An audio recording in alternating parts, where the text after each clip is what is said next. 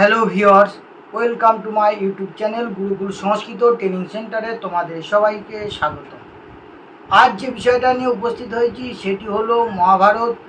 যারা হচ্ছে এই 3 বছর এবং 4 বছর যে গ্র্যাজুয়েশান বিএ অনার্স এবং পাশে যারা স্টুডেন্টরা রয়েছে, যারা 4 বছরে অনার্স কোর্স করছে বিএ ক্যালকাটা ইউনিভার্সিটির স্টুডেন্ট, এবং হচ্ছে যারা 3 বছর ক্যালকাটা ইউনিভার্সিটি থেকে যারা পাশে পড়াশোনা করছো এবং তাদের যে সেকেন্ড সেমিস্টার, দ্বিতীয় সেমিস্টার অর্থাৎ ক্যালকাটা ইউনিভার্সিটির বিএ সেকেন্ড সেমিস্টারে অনার্স এবং পাশের স্টুডেন্টদের পাঠ্যাংশের অন্তর্ভুক্ত করা হয়েছে যে মহাভারত, সেই মহাভারত নিয়ে আজ তোমাদের আলোচনা করব।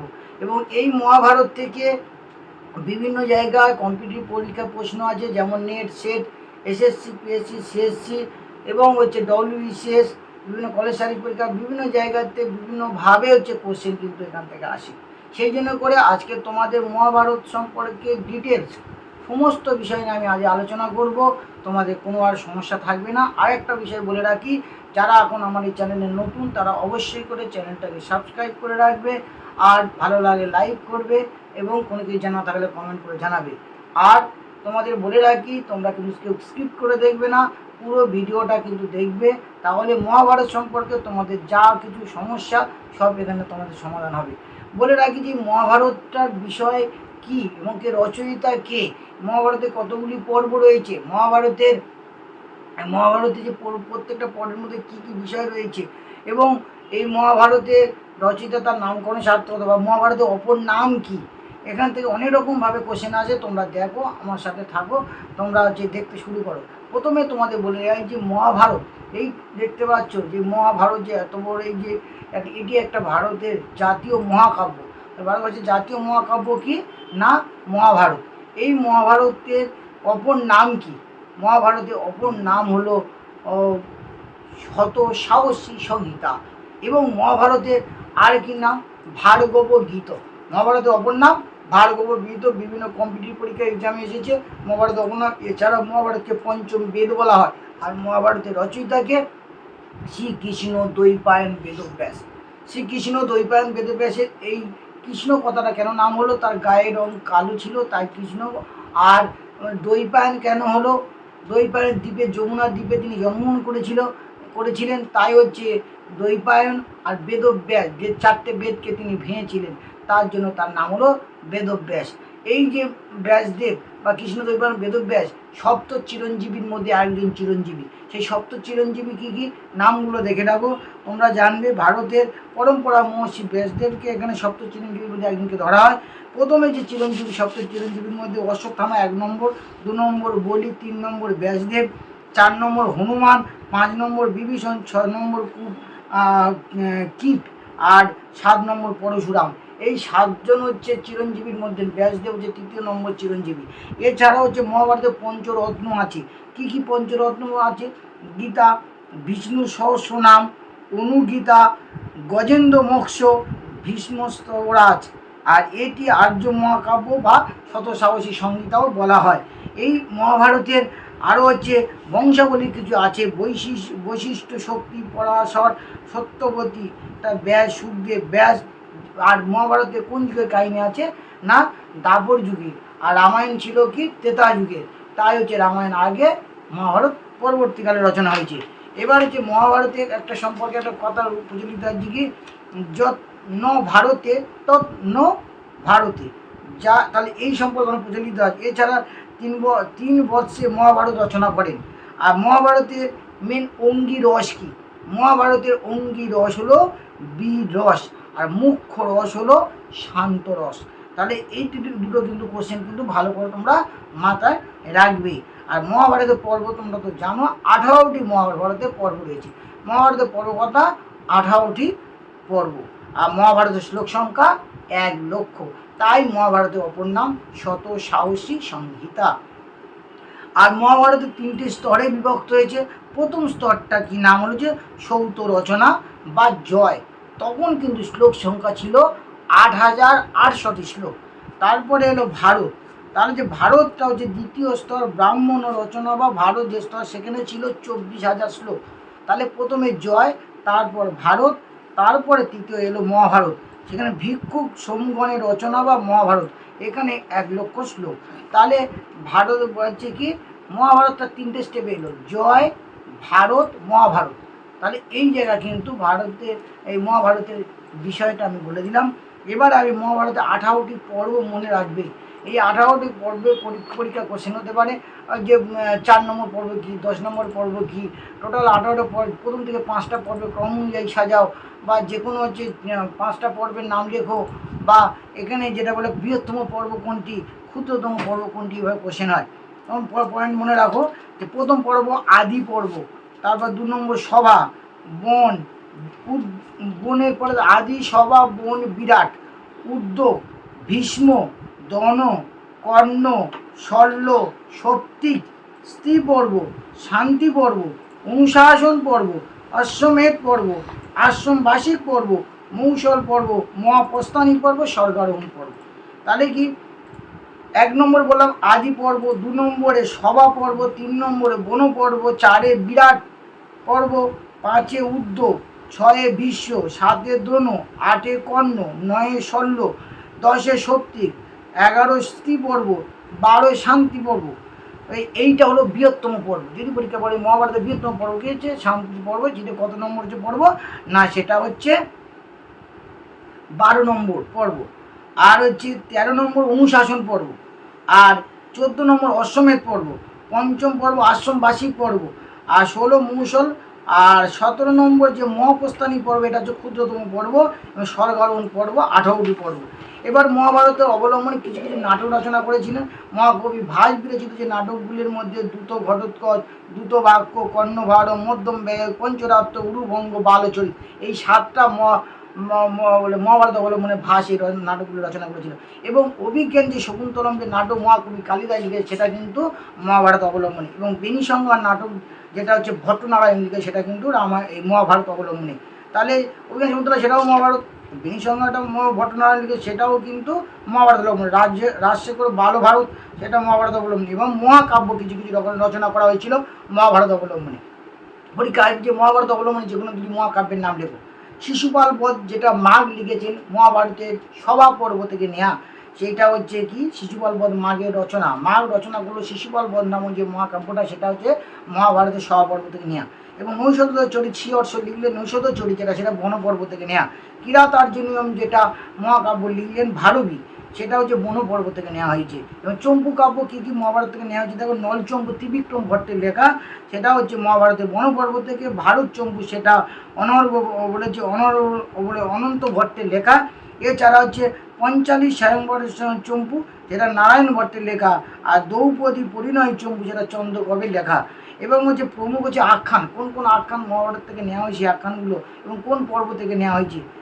হ্যাঁ, তাহলে দেখুন প্রথম হচ্ছে কি কদ্রু বিনত উপাখ্যান আদি পর্ব, তারপরে শকুন্তলা উপাখ্যানটা আদি পর্ব, মহাভারত আদি পর্ব থেকে নেওয়া হয়েছে। বলে যে যজাতি উপাখ্যানম, যেটা আদি পর্ব থেকে নেওয়া হয়েছে। শিশুপালাখ্যানম, যেটা হচ্ছে বলে যে সভা পর্ব থেকে নেওয়া হয়েছে। এবং অম্বিপাখ্যানম, সেটা উদ্যোগ পর্ব থেকে নেওয়া হয়েছে। এবং বলে মৎস্যপাখ্যানম বন পর্ব, নল উপাখ্যান বন পর্ব, শিবু উপাখ্যান, যেটা হচ্ছে বন পর্ব, এবং রাম উপাখ্যান বন পর্ব। পরীক্ষা একসময় প্রশ্ন করেছিল যে রাম উপাখ্যানটা কোথা থেকে নেওয়া হয়েছে, মহাভারতের বন পর্ব থেকে। এটা মাথায় রাখবে। রাম মানে সবাই জানতো রামায়ণ, কিন্তু না, রাম উপাখ্যান মহাভারতের বন পর্বে রয়েছে। এবং সাবিত্রী উপাখ্যান কিন্তু মহাভারতের বন পর্ব রয়েছে। এবং প্রক্ষিপ্ত পর্ব, মহাভারতের প্রক্ষিপ্ত পর্ব যে শান্তি পর্ব এবং অনুশাসন পর্ব, মাথায় রাখবে। এবং যে নিন্দিত পর্ব কোনটা, সৌপ্তিক পর্বটা। আর আশ্চর্য পর্ব হরিবংশ পর্ব। আর প্রক্ষিপ্ত যে অংশ, সেটা হরিবংশ হরিবংশ অংশ। আর হরিবংশের পর্ব, হরিবংশ পর্বের 55টা অধ্যায় রয়েছে। বিষ্ণু পর্বে 128টি অধ্যায় রয়েছে। ভবিষ্য পর্বে 135টি অধ্যায়, মোট 318টি অধ্যায় আছে। আর ব্যাসপুট কাকে বলে, পরীক্ষা কোশ্চেন পড়ে ব্যাসপুট কি বলে, তখন বলে ব্যাস রচিত দ্ব্যর্থক ও দুর্বোধ্য শ্লোক। অর্থাৎ ব্যাসদেব যখন বলে যাচ্ছিলেন, গণেশ তখন লিখছিলেন, এবার লেখার সময় কিছু কিছু জায়গা কঠিন শব্দ প্রয়োগ করেছিলেন, সেইটাকে ব্যাসপুট বলা হয়। অর্থাৎ গণেশ বলেছিলেন যে আমি লিখতে পারি, কিন্তু তার হচ্ছে শর্ত, তুমি বলে যাবে কন্টিনিউ, আমি লিখবো, কিন্তু সে কোনো জায়গায় থামলে আমি আর লিখবো না। যখন যখন খুব রানিং লিখছিল গণেশ, তখন হঠাৎ করে ব্যাস কিছু কিছু জায়গায় খুব কঠিন কঠিন ভাষা বলে, তার আরেকটা কথা বলা হয়নি যে যখন হচ্ছে গণেশ লিখছিল তখন জয়দেব বলেছে ঠিক আছে আমি যা বলবো সেটা না বুঝে লিখবে না। তখন হচ্ছে কী করতো, লেখার সময় যখন খুব রানিং গণেশ লিখে যেত তখন হচ্ছে ব্যাসদেব কিছু কিছু জায়গা খুব কঠিন ব্যর্থ ভাষা ব্যবহার করতো, এটাকে ব্যাসপুট বলা হয়। তাহলে এই এখানে এবং মহাভারতের বিষয়বস্তু এবার বলি যে 18টা পর্বের যে কোথায় কোথাও কত বিষয়বস্তু আছে। যেমন আদি পর্বের এখানে কি আছে 234টা অধ্যায় আছে। সেখানে এই বিষয়বস্তু কী আছে, কৌরব পাণ্ডবদের জন্ম, দ্রোণের নিকট তাদের শিক্ষা ব্যবস্থা করা আছে, আর তাদের বিবাহ বর্ণনা রয়েছে। আর শকুন্তলা আখ্যান, পুরুবংশ রাজার বর্ণনা এবং ধৃতরাষ্ট্রের নিজ পত্নী গান্ধারীর 100টা পুত্রের জন্ম এখানে। আর সভা পর্বে কী আছে, সভা পর্বে 81টা অধ্যায় রয়েছে। এখানে মনে রাখতে হবে পাণ্ডবদের দিগ্বিজয় যাত্রার বর্ণনা, যুধিষ্ঠির দ্বারা রাজসূয় যজ্ঞ এবং শিশুপাল বধ হবে এই সভা পর্বে। আর পাশা খেলায় যুধিষ্ঠির পরাজয়, দুঃশাসন কর্তৃক দ্রৌপদী বস্ত্রহরণ, আর ভীমের প্রতিজ্ঞা, 12 বৎসর বনবাস, 1 বছর অজ্ঞাতবাস। এইটা হচ্ছে সভা পর্বের মূল বিষয়বস্তু। এবার বনপর্বের বিষয়বস্তু কি, বনপর্বের 315টা অধ্যায় রয়েছে। আর বিষয়বস্তু কি, বলেছে নল এবং রাম আখ্যান প্রাপ্ত হয় এবং সাবিত্রী সত্যবানের কথা এখানে বর্ণিত রয়েছে। ইন্দ্র দ্বারা কবচকুণ্ডল ঘটনা, পাণ্ডবদের তীর্থযাত্রা এবং কিরাতার্জুনের উপজীব্য যে বিষয় এবং নল দময়ন্তীর কথা এখানে বর্ণিত রয়েছে বনপর্বে। এবার বিরাট পর্বে আছে কি 72টি অধ্যায়। এখানে আছে মূল বস্তু আছে কি, বিষয়বস্তু দ্রৌপদীর প্রতি আসক্ত কীচক বধ ভীমের দ্বারা। আর বিরাট পুত্রী উত্তরার এর সঙ্গে অর্জুনের পুত্র অভিমন্যুর বিবাহ হয়। তাহলে কথা হলো বিরাট পর্বে। তাহলে বিরাট পর্বে এই 2 লাইনে বলে দিলাম এর মূল বিষয়বস্তু। উদ্যোগ পর্ব আছে কত, 196টি অধ্যায় রয়েছে। এর মুখ্য বৃত্ত শান্তির জন্য বার্তালাপ এবং যুদ্ধের পূর্ব পিটিকার প্রস্তুতি হয়ে গেল। 6 নম্বর যে ভীষ্ম পর্ব, সেখানে 122টা অধ্যায় আছে। এখানে শ্রীমদ্ ভগবদ্ গীতার উপলব্ধ হয় এবং ভীষ্মের সেনাপতিত্বে 10 দিন পর্যন্ত মহাভারতের যুদ্ধের বর্ণনা রয়েছে এবং সঞ্জয় ধৃতরাষ্ট্রকে সমস্ত যুদ্ধ বৃত্তান্ত দিব্যদৃষ্টি দ্বারা দেখে বলেছেন। এবারে দ্রোণ পর্বে 203টা অধ্যায় রয়েছে। এখানে হচ্ছে দ্রোণের হচ্ছে সেনাপতিত্ব, অভিমন্যু বধ, ঘটোৎকচের বধ, যুধিষ্ঠির মিথ্যা ভাষণ এবং ধৃষ্টদ্যুম্ন কর্তৃক দ্রোণর বধ হয়ে যাচ্ছে এখানে। এবং কর্ণ পর্বে কী হচ্ছে 96টার অধ্যায় রয়েছে এবং কর্ণের সেনাপতিত্ব, ভীম কর্তৃক দুঃশাসনের রক্তবান, আর কর্ণের রথচক্র ঘাস অর্জুন কর্তৃক কর্ণ বধ হয়ে যাচ্ছে। এবং শল্য পর্বে 65টা অধ্যায় আছে। শল্যের সেনাপতিত্ব, যুধিষ্ঠির দ্বারা শল্যবধ, ভীম কর্তৃক দুর্যোধনের উরুভঙ্গ, বলরামের ক্রোধ। তাহলে দেখো উরুভঙ্গ কিন্তু শল্য পর্বে হচ্ছে। এবং এই সপ্তিক পর্ব যেটা 18টা অধ্যায় আছে, অশ্বত্থামার সেনাপতিত্বে দুর্যোধনের মৃত্যু, ভীম কর্তৃক অশ্বত্থামার মণি হরণ। দুর্যোধনের এখানে হচ্ছে মৃত্যু হচ্ছে এই যে সপ্তিক পর্বে, কিন্তু দুর্যোধনের হচ্ছে উরুভঙ্গ হচ্ছে কিন্তু শল্য পর্বে। মাথায় রাখবে। স্ত্রী পর্বে 27টা অধ্যায় হচ্ছে গান্ধারীর চক্ষু উন্মিলন ও দুর্যোধনের মৃতদেহ দর্শন, গান্ধারী কর্তৃক কৃষ্ণকে যদুবংশ ধ্বংসের অভিশাপ দেওয়া হলো। আর যে শান্তি পর্বে 356টি অধ্যায় রয়েছে। এটি বৃহত্তম পর্ব, এখানে যুধিষ্ঠির রাজ্যাভিষেকের বর্ণনা রয়েছে। আর 13 নম্বর অনুশাসন পর্বে 169টা অধ্যায়। এই পর্বে ভীষ্মের উপদেশ এবং ভীমের দেহত্যাগের বর্ণনা রয়েছে। আর 14 নম্বরের পর্বে অশ্বমেধিক পর্ব 92টা অধ্যায় রয়েছে। এখানে কি হচ্ছে, পাণ্ডবদের অশ্বমেধ যজ্ঞ, অর্জুনের মৃত্যু প্রভৃতির ঘটনা এখানে বর্ণনা রয়েছে। এবং আশ্রমবাসী পর্ব যেটা 39টার অধ্যায় রয়েছে। এখানে ধৃতরাষ্ট্র এবং গান্ধারী, কুন্তী প্রভৃতির বনগমন, বিদুরের যে দেহত্যাগ এবং দাবানলে ধৃতরাষ্ট্র, গান্ধারী এবং কুন্তীর মৃত্যু। আর হচ্ছে মৌসল পর্বে যেটা 8টা অধ্যায় রয়েছে, যদুবংশে ধ্বংসের বর্ণনা এবং কৃষ্ণ বলরামের দেহত্যাগ। আর মহাপ্রস্থানী পর্ব 3টে অধ্যায় রয়েছে। পাণ্ডবদের মহাপ্রস্থানের পথে যাত্রা, পথে যুধিষ্ঠির দ্বারা সকলের পতন ঘটে, এটি হলো ক্ষুদ্রতম পর্ব। আর স্বর্গারোহণ পর্ব যেটি 6টা অধ্যায় রয়েছে, সেটা যুধিষ্ঠিরের সশরীরে স্বর্গে গমন। এই হলো মহাভারতের মূল বিষয়বস্তু। এছাড়াও আরেকটুখানি বিষয় আছে শ্রীমদ্ ভগবদ্ গীতার। এখানে গীতাকে সপ্তশতী বলা হয় কেন, 700টা শ্লোক থাকার জন্য। আর রাজপঞ্চাধ্যায়ী গীতা আছে।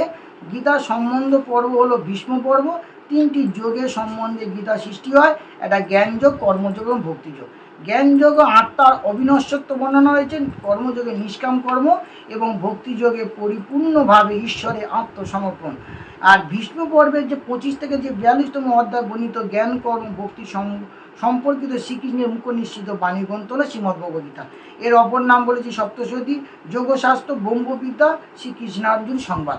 আর যে গীতার যে 18টি অধ্যায় রয়েছে তার অধ্যায়গুলোর নাম জাস্ট বলে এখানে শেষ করব। সেটা হলো অর্জুন বিষাদ যোগ, সাংখ্য যোগ 2, 3 নম্বর কর্মযোগ, 4 নম্বর জ্ঞান যোগ, 5 নম্বর সন্ন্যাস যোগ, 6 নম্বর ধ্যান যোগ, 7 হচ্ছে জ্ঞান বিজ্ঞান যোগ, 8 হচ্ছে অক্ষর ব্রহ্মযোগ, 9 হচ্ছে রাজবিদ্যা রাজগুহ্য যোগ, 10 বিভূতি যোগ, 11 বিশ্বরূপ দর্শন যোগ, 12 ভক্তি যোগ, 13 ক্ষেত্র বিভাগ যোগ, 14 গুণত্রয় বিভাগ যোগ, 15 পুরুষোত্তম যোগ, 16 হচ্ছে দৈবাসুর সম্পদ বিভাগ যোগ, 17 শ্রদ্ধাত্রয় বিভাগ যোগ, 18 মোক্ষ যোগ।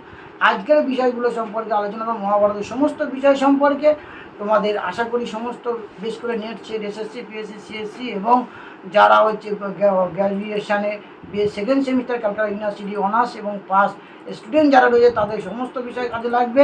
আর এখানে মহাভারতের সমাজচিত্র বলতে মহাভারতের দ্রৌপদী চিত্র এবং ভীমের চরিত্র এবং যুধিষ্ঠির মতন আদর্শ রাজা এবং দুর্যোধনের মতন এরকম মানুষ আনাচে কোনাচে সমাজে ঘুরে বেড়াচ্ছে, এই সমস্ত চিত্র কিন্তু সব বিষয় নিয়ে আমি আলোচনা করলে আশা করি তোমাদের ভালো লাগবে। তোমরা ভালো লাগলে লাইক করবে, শেয়ার করবে, কমেন্ট করে যদি কিছু জানা থাকলে জানবে। Thank you.